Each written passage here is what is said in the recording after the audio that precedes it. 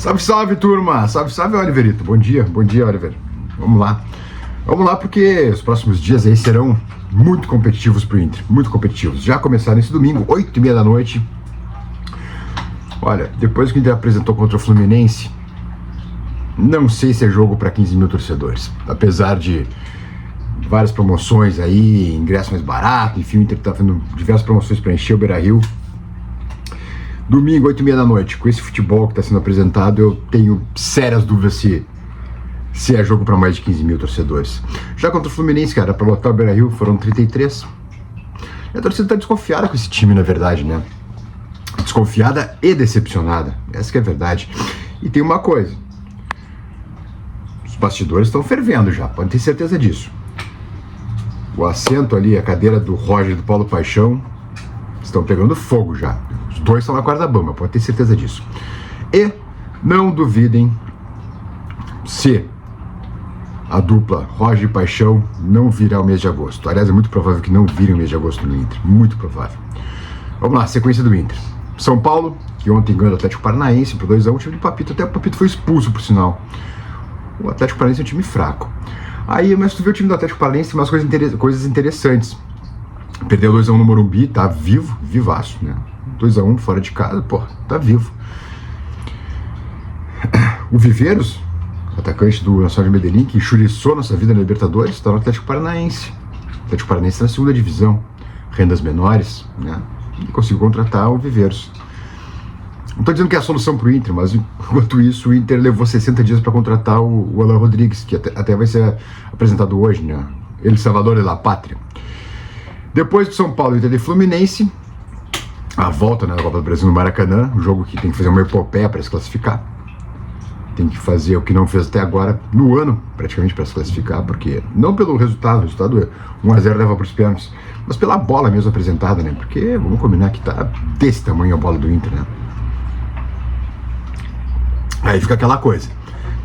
Até onde a gestão de grupo, para manter no time caras que não estão dando resposta, como Bruno Henrique, como o Vitor Gabriel até, e não é a coisa aí da base, né? É só questão de ser da base. Talvez até o Inter esteja forçando o Vitor Gabriel em campo, daqui a pouco a direção para vender, só que vai tá dando efeito contrário, não tá jogando nada. O Bruno Henrique é um jogador a menos já, desde o começo do jogo.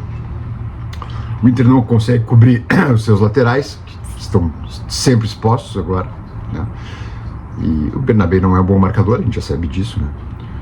E ainda mais exposto, bom, aí fica uma avenida, né? Avenida Bernabé. Foi assim contra o Fluminense. Aí depois tem Bragantino fora. E aí sim.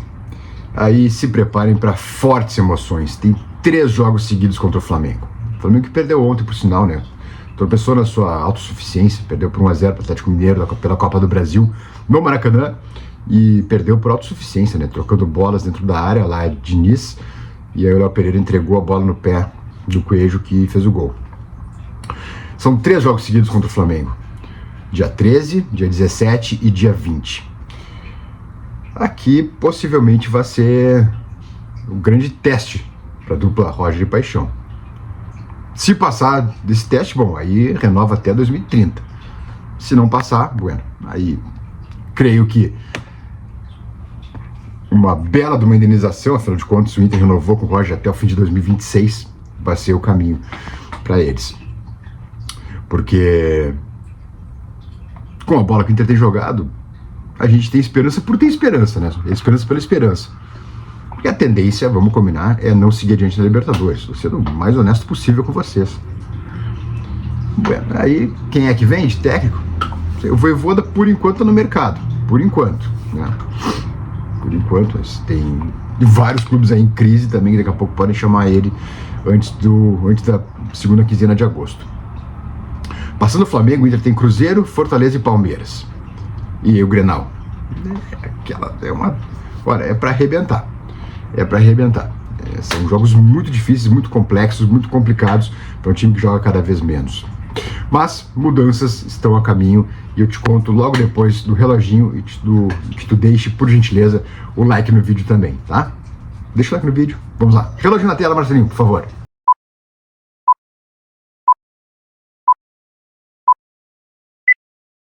Bueno, O Bruno Henrique tá fora do time, né? E fora do Inter também, né? Agora é esperar o contrato dele acabar no fim do ano e deu, né? Um abraço. A tendência, o Alan Rodrigues não... Contra o São Paulo acho muito difícil, né? Que primeiro tem que entrar no bid. Acho que o Alan ainda nem entrou no bid, se não me engano.